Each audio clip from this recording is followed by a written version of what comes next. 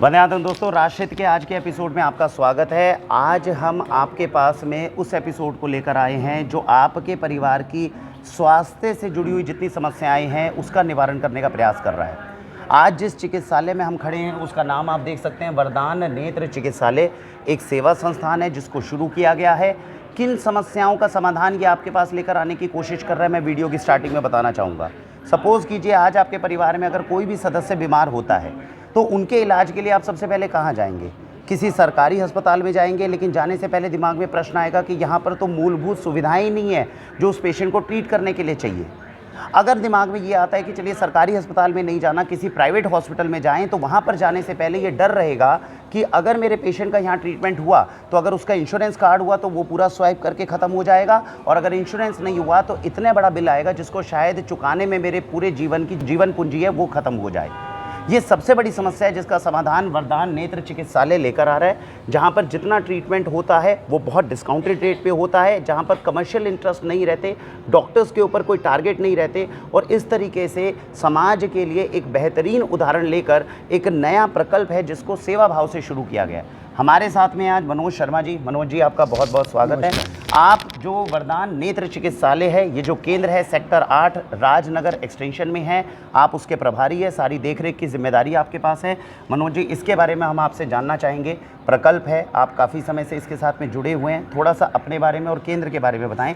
क्या उद्देश्य था, कैसे इसको स्टार्ट किया गया और किस तरीके से जो है इसके थ्रू हम समाज की समस्याओं का समाधान कर रहे हैं? वरदान सेवा संस्थान सन 1994 से नेत्र चिकित्सा के क्षेत्र में काम कर रहा है। माननीय कमलेश जी द्वारा ये प्रकल्प चालू किया गया था। उसके बाद 2001 से इस जगह पर ये चिकित्सालय कार्य कर रहा है। गरीबों को आँखों से संबंधित चिकित्सा के लिए बहुत ज़्यादा संघर्ष करना पड़ रहा था। जैसे कि भाई साहब ने बताया, लोग सरकारी सेवाओं की तरफ मुँह बाएं करके देखते थे, लेकिन उनको वो सुविधाएं उधर नहीं मिल पाती थी।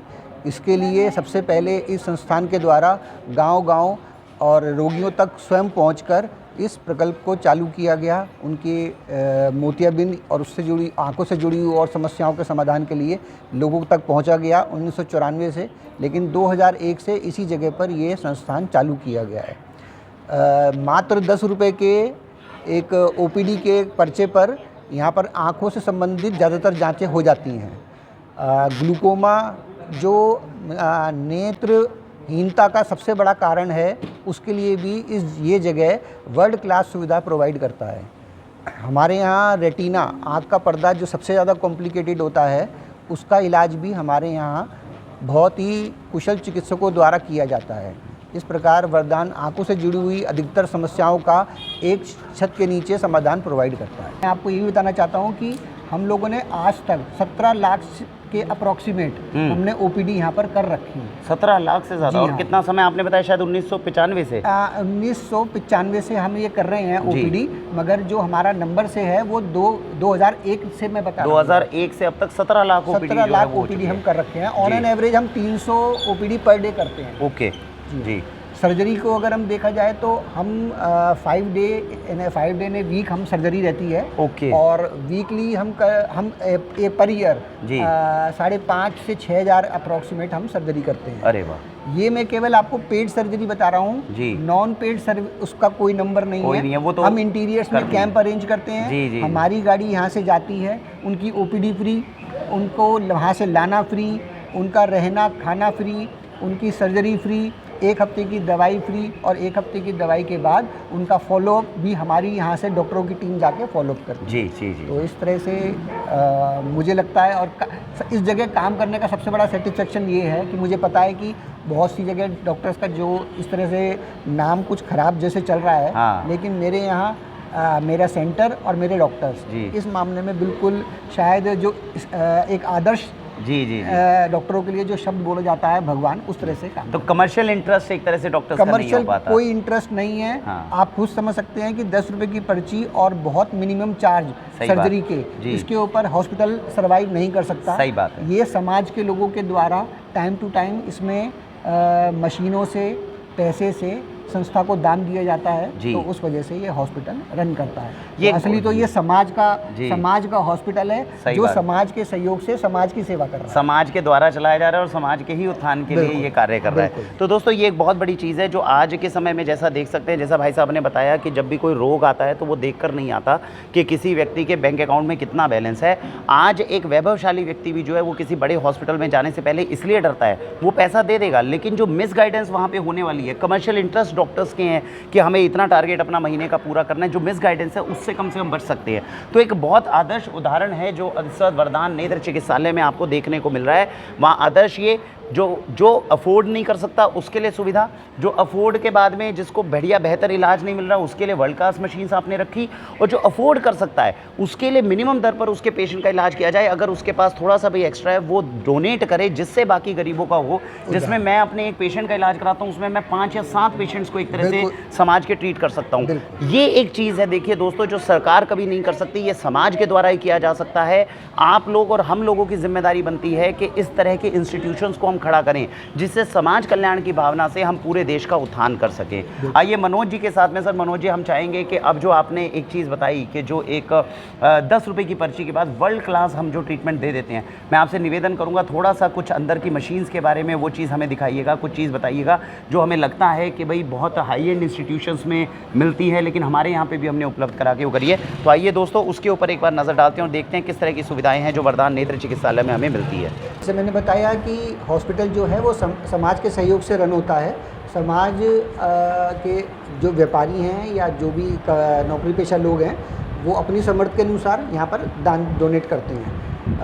इसमें से एक श्री मनशाराम राजकुमार अग्रवाल जी एक मोदी नगर के व्यापारी हैं, उनके द्वारा यहाँ पर ये पूरा जो हॉल बनवाया गया था वो उनके द्वारा बनवाया गया था। इसी तरीके से मैं बताना चाहता हूँ हमारे यहाँ बहुत सारी मशीनें जो आती हैं वो भी समाज के सहयोग से और दान के द्वारा यहाँ पर दी जाती हैं। डॉक्टर के स्लिट लैम्प, HVF की मशीन, लेज़र मशीन, ये सब एकदम नए स्टैंडर्ड की हैं, बिल्कुल नई लेटेस्ट मशीनें हैं और नई टेक्नोलॉजी की मशीनें हैं। तो मनोज जी ये जानना चाह रहे थे कि जैसे बहुत बार ये देखा गया है कि जब डोनेशन भी आता है, अब हम कह रहे हैं कि कमर्शियल इंटरेस्ट के लिए बड़े बड़े हॉस्पिटल्स हैं, उनके पीछे भी उद्योगपति बैठे हैं। अगर डोनेशन इस तरीके से आता है तो यहाँ पर भी उद्योगपतियों का कंट्रोल कितना रहता है मैनेजमेंट के अंदर? भाई साहब, मैनेजमेंट के अंदर हम वरदान सेवा संस्थान के अंदर जो ये समिति के सदस्य हैं वो ज़्यादातर पार्ट वो अपने ऊपर झेलते हैं। ओके।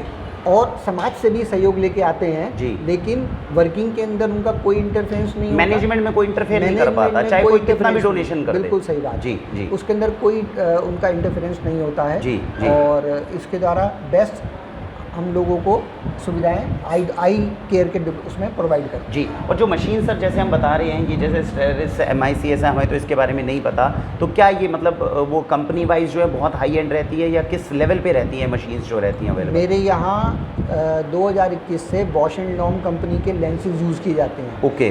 मैं करीबन 40-45 साल से ज़्यादा इस कंपनी को जानता हूँ। रिनाउंड कंपनी है, अमेरिकन बेस्ड कंपनी है जी, और बड़े हाई इनके रिजल्ट हैं, बहुत एक्स्ट्रा ऑर्डिनरी रिजल्ट हैं जी। उसके अलावा भी मेरे यहाँ आई सर्जरी के लिए फैको टेक्नोलॉजी के लिए MICS, जिसके अंदर बड़ा मिनिमम चार्जेस और मिनिमम कट लगता है 1.8 mm से लेकर 2 मिलीमीटर का ही कट लगता है, जिसके अंदर स्टिचेज लगने का कोई स्कोप नहीं लगता, इसलिए इसको कटलेस या बिना टांके की सर्जरी बोला जाता है। जी जी जी जी। तो दोस्तों ये आप समझ सकते हैं कि हालांकि जो चिकित्सा है उसको बहुत अफोर्डेबल रखा गया है, लेकिन इसका मतलब ये नहीं कि क्वालिटी से कॉम्प्रोमाइज़ किया जाएगा। सबसे हाई एंड टेक्नोलॉजी के साथ में इसमें इलाज जो है वो करने की सुविधा वरदान जो चिकित्सालय है उसके माध्यम से दी जाती है। तो इसके अंदर मैं ये भी जानना चाहूँगा सर, जैसे आपने बताया नेत्र चिकित्सालय तो है, ये तो काफ़ी समय से है अवेलेबल, क्या वरदान के अंदर बाकी चीज़ों का भी ट्रीटमेंट होता है? भाई साहब, मैं आपको बताना चाहूँगा कि 2016 से गढ़ी सिक रोड गुलदर के सामने भट्टा नंबर 5 गाज़ियाबाद में एक वरदान मल्टी स्पेशलिटी हॉस्पिटल भी खोला गया है जी। और उसके अंदर general physician, gynaecologist, skin, dental और ENT और बहुत सारी सुविधाएं वहाँ पर लोगों को दी जाती हैं जी। डायलिसिस वहाँ पर बहुत मार्केट से बहुत ही मिनिमम रेट में की जाती है। डॉक्टर बाहर प्राइवेटली अच्छे खासे 800 रुपये से लेकर और 1800 2000 रुपये चार्ज करते हैं। वहाँ पर 100 रुपये की केवल ओपीडी की जी फीस लगती है। केवल 100 रुपये की ओपीडी की फीस पे वहाँ पर भी इसके अलावा वहाँ पर पैथोलॉजी लैब और बहुत सारे और जांचों की वो है जो मार्केट से बहुत सस्ते रेटों में किया। बहुत बढ़िया। तो दोस्तों सेक्टर 8 में राजनगर एक्सटेंशन में जिस चिकित्सालय में हम लाए थे, यहाँ पर मुख्य रूप से केवल आई का कार्य होता है, केवल नेत्रों की चिकित्सा होती है। लेकिन वरदान का जो मल्टी स्पेशलिटी हॉस्पिटल मेरे ख्याल से 4-5 किलोमीटर दूर ही होगा यहाँ से।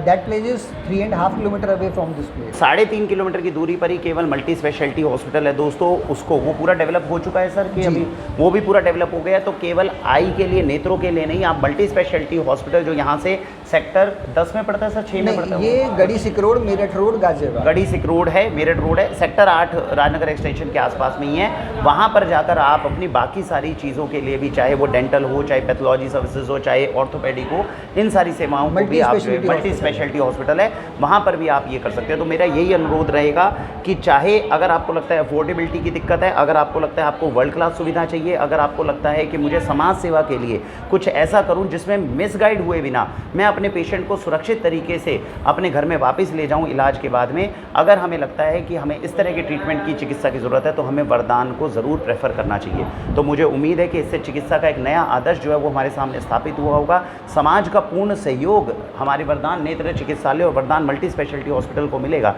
ऐसी हमारी आशा है। मात्र 10 रुपये की पर्ची कटवाकर किस तरह का हाई एंड वर्ल्ड क्लास इलाज जो है यहाँ पर मिलता है, मनोज जी हमें उस मशीन के बारे में बता रहे हैं, वो मशीनें दिखा रहे हैं, जिस तरीके का ट्रीटमेंट आप समझ सकते हैं यहाँ पे ग्रामीण क्षेत्र से आए हुए व्यक्ति को भी कितनी कम खर्चे के अंदर हो जाता है। मनोज जी मशीन के बारे में कुछ बता रहे थे। जैसे मैंने आपको बताया कि वरदान सस्ते इलाज के अंदर बेस्ट इलाज भी प्रोवाइड करता है, और वो बेस्ट इलाज जो है वो बेस्ट डायग्नोस से पॉसिबल है, और बेस्ट डायग्नोस लेटेस्ट मशीनों से पॉसिबल है। अभी मैं आपको जो मशीन दिखा रहा हूँ ये स्लिट लैम्प कहलाता है जी। किसी भी आई हॉस्पिटल, आई डॉक्टर और आई सर्जन के लिए ये एक वरदान मशीन है जी। वरदान के अंदर एक वरदान मशीन है। सही बात। इससे पेशेंट की प्राइमरी डायग्नोस की जाती है। उसके बाद अदर वो होते हैं। ये जायस कंपनी का लेटेस्ट मॉडल है जी। हमारे यहाँ 3 डॉक्टर हैं, तीनों डॉक्टर के पास इस समय सबसे लेटेस्ट मशीन्स हैं।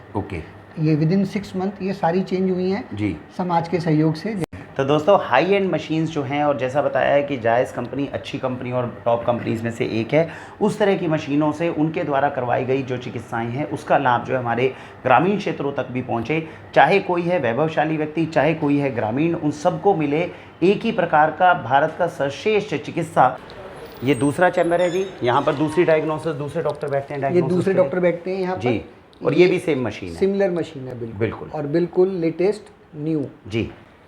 तो दोस्तों 2 चैम्बर्स हैं जो अभी आपने देखे हैं जहाँ पर डायग्नोसिस इस तरीके से होता है, और ये तीसरा चैम्बर है। जिस तरह से हमने आपको बताया था अभी कि भीड़ बहुत रहती है वरदान चिकित्सालय के अंदर, और ये तीसरी मशीन है जो अब आप देख पा रहे हैं। अभी मैं आपको जो मशीन दिखा रहा हूँ जी, ये हमारी एनसीटी की मशीन कहलाती है जी। इसका काम आँखों की प्रेशर, आँखों का टेंशन नापने का होता है जी। काले मोतिया की जो शिकायत होती है जिसे ग्लूकोमा बोलते हैं जी, उन मशीनों के लिए, उन पेशेंट के लिए ये मशीन एक वरदान है जी। जो ये मशीनें हैं, ये मशीन जैसे स्क्वेंटाइज होती हैं उसके लिए ये एक्सरसाइज मशीन है जी। ये जो हमारी मशीन है, जो हमारे पेशेंट कैटरेक्ट के जो सर्जरी के लिए होते हैं उनकी एक जांच होती है, जिसे क्रेटिनिन की जांच बोलते हैं, K1 K2 जी। ये इस मशीन के द्वारा हमारी की जाती है जी। नाइडेक कंपनी इस फील्ड के अंदर लेटेस्ट इस टाइप की जो मशीन है उसके अंदर एडवांस और लेटेस्ट टेक्नोलॉजी प्रोवाइड करता है। जैसे मैंने बताया, ये जो अपनी मशीन है ये AR मशीन कहलाती है जी। इस मशीन के द्वारा हम कंप्यूटराइज आँखों के चश्मे की जाँच करते हैं जी। अभी तक मैंने जो आपको मशीनें दिखाई हैं, इन मशीनों की जाँच हम जो हमारा 10 रुपये का OPD का पर्चा होता है उसी में ही करते हैं जी। मगर अभी मैं आपको दिखा रहा हूँ जो मशीनें, इसके अंदर कुछ एक्स्ट्रा हम लोग चार्ज करते हैं, लेकिन वो मार्केट से 1/3 या 1/4 ही होता है जी। सबसे पहले मैं आपको दिखा रहा हूँ HVF मशीन जी। मैंने जैसे अभी पीछे आपको बताया था ग्लूकोमा की जांच करने के लिए, आँखों के प्रेशर की जांच करने के लिए जो मशीन दिखाई थी, उसके बाद ये वो मशीन है जो उसको परमानेंट उसका सॉल्यूशन बताती है या प्रॉब्लम डायग्नोस करती है। इसको लेज़र मशीन बोला जाता है। हमारे यहाँ जो याग लेज़र होते हैं, जी आँखों पर कैटरेक्ट सर्जरी के कुछ समय बाद आजकल की परिस्थितियों के हिसाब से एक झिल्ली आने की संभावना हो जाती है, आती भी है।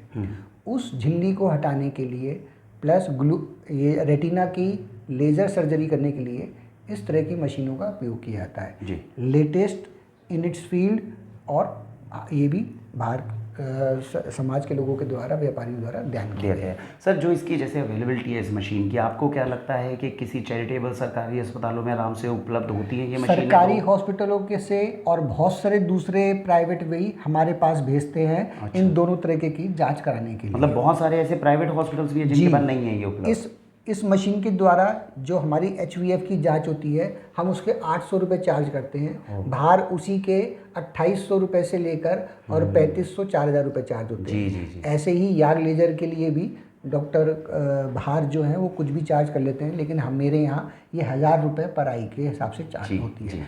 बाहर ये कम से कम 3,500 रुपये से लेकर और 4,500 रुपये तक का। तो दोस्तों, जैसा कि आप जानते हैं हमारी माता जी का भी, क्योंकि यहाँ पर जब आना हुआ तो माता जी का चल रहा, भाई साहब ने बिल्कुल सही बताया, उनकी लेज़र जब हमने कराई थी तो 7000 रुपीज़ के दोनों आइज़ का हुआ, और बिल्कुल एग्जैक्ट आपने बताया। जो बाहर प्राइवेट में है 3500 रुपये के अंदर एक आँख का लेज़र होता है, और भाई साहब वही चीज़ बता रहे हैं जो वरदान हॉस्पिटल में मात्र 1000 रुपये पर आई के अंदर की जाती है।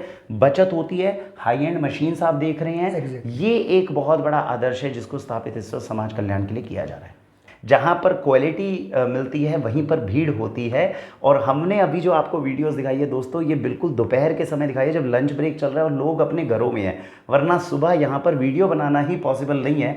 भाई साहब से मैं सुबह से इनके पीछे पीछे भाग रहा हूँ, अब जाके दोपहर में 2 से 3 बजे के बीच में भाई साहब का आधा घंटे का समय वीडियो के लिए मिला है। तो आप समझ सकते हैं कि कितनी डेडिकेशन के साथ में यहाँ पर हर एक व्यक्ति, हर एक कार्यकर्ता कार्य करता है। मैंने आपको बताया कि हम कॉमनली मतलब और ऑन एन एवरेज 300 OPD करते हैं। आज भी हम 350 प्लस हमने अभी मॉर्निंग की OPD करी है। जी। और उसमें भी हमको 1 बजे लोगों को हाथ जोड़ना पड़ा कि अब हम और लोगों को फैसिलिटेट नहीं कर पाएंगे, उनको शाम के लिए इनवाइट किया गया है। शाम को कितने बजे OPD शुरू हो जाएगी? सुबह हम 9 से 1 बजे OPD करते हैं, शाम को 6 से 7। और ये बीच का जो समय है ये आधा घंटा लंच के बाद, और फिर उसके बाद OT प्रिपरेशन चालू हो जाती है। 2:30 बजे से सर्जरी यहाँ चालू होती है, और आखिरी सर्जरी तक हम लोग करते हैं। तो दोस्तों, वरदान नेत्र चिकित्सालय में हमारा सौभाग्य है, हम उस शख्सियत से आपको मिलवा रहे हैं जो जब से ये नेत्र चिकित्सालय आरंभ हुआ तब से उसके फाउंडिंग मेंबर के रूप में जो है इसको खड़ा करने में बहुत बड़ा योगदान दिया है। हमारे साथ में विजय शंकर जी, हम आपसे निवेदन करेंगे, पहले तो सौभाग्य हमारा कि आज आपका जो है सानिध्य में एपिसोड में मिल रहा है। थोड़ा सा जानना चाहेंगे, कुछ अपने बारे में भी ज़रूर बताएं ताकि दर्शकों को पता चले, और नेत्र चिकित्सालय में किस तरह आपका जुड़ाव हुआ और कैसे ये इस समय समाज कल्याण का ये कार्य कर पा रहा है, उसमें आपके हम चाहेंगे मूल्य शब्द और मार्गदर्शन मिले। मैं बचपन से ही संघ का स्वयंसेवक रहा हूँ जी, RSS का, और 1978 से प्रचारक रहा जी, लगभग 94 तक जी, 94-95 तक। उसके बाद में माने बीच में मैं संस्कार भारती का प्रदेश संगठन मंत्री रहा जी, जो विविध क्षेत्र में उसमें आता है जी। उसके बाद में वरदान सेवा संस्थान माननीय कमलेश जी, जिनके पीछे फोटो लगा है, जी, हम और भाई साहब लगभग 78 से साथ साथ ही रहे। फिर ये लगा कि समाज का काम करते करते कि केवल समाज आधारित काम बिल्कुल, या सरकार आधारित काम ये एक तरफ से सफल नहीं हो सकता। सही बात। 1994 में जब ये विचार आया तो माननीय कमलेश जी बीजेपी छोड़ करके आए जी, मैं संघ का से वापस होकर के आया, संस्कार भारती से वापस हुआ जी, जी। और फिर ये विचार किया कि क्या करना चाहिए। सही बात। उस समय में एक विचार ये था कि पूरे देश के अंदर तो आज भी स्थिति खराब है, लेकिन प्रदेश के अंदर बहुत ज़्यादा खराब है, और उस समय तो बहुत ब्लाइंडनेस। बिल्कुल। और ये अपने को ध्यान में आया कि हम यदि इस दिशा में काम करेंगे तो हम बहुत लोगों को अंधता की तरफ जाने से बचा सकते हैं। सही। इस उद्देश्य को लेकर के वरदान सेवा संस्थान शुरू किया, और उसके माध्यम से आँखों के कैंप और आँखों का इलाज जी, ये प्रारंभ किया। कैंपों के अंदर पहले कभी भी लेंस नहीं लगते थे। महंगे आते थे जी? नहीं, व्यवस्था की दिमाग में ही दृष्टि नहीं थी सरकार के। सही बात। वरदान सेवा संस्थान ने पहली बार कैंपों में मरीजों को फ्री ऑफ कॉस्ट सर्जरी ये करनी शुरू की, लेंस की, जी जिसके कारण से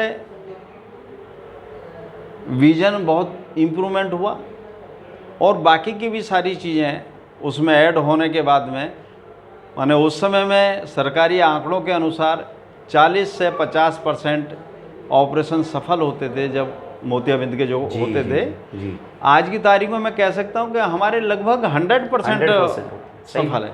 बिल्कुल। और मेरे नहीं, माने वरदान के नहीं, जी जी जी जो भी कर रहे हैं ओवरऑल। हाँ जी ओवरऑल ये तकनीकी जो हमने अपनाई सही बात। तो थोड़ी महंगी है, जी लेकिन महंगी होने के साथ साथ उतनी उपयोगी भी है। सही।